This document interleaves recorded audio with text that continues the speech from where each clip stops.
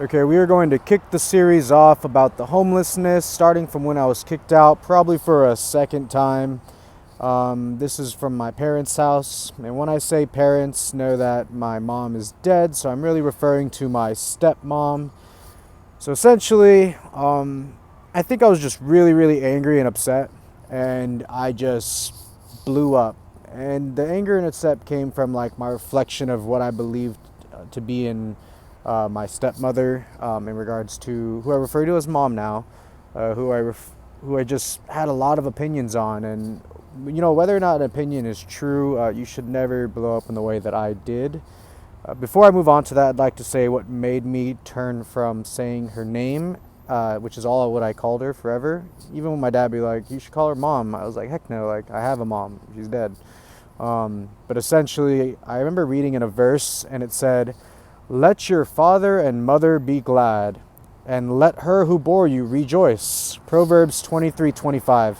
Now, I read this when I was kind of like, I stopped everything and I was super into the Bible.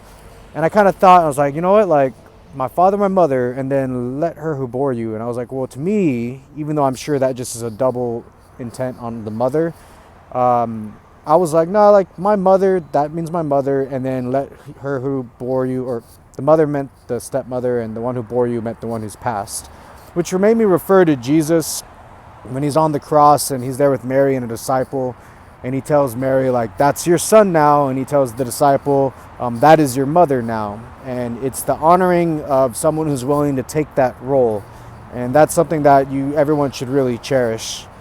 So getting back to it, before I leave the house, I'm like completely fed up. I'm like, I'll have a car, I'll sleep in my car, I'll do whatever is necessary.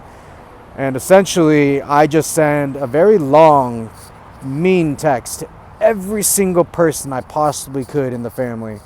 And this is one of the things I want to address, is that there's often spiked emotions that make you make decisions that you shouldn't have made. And let's see.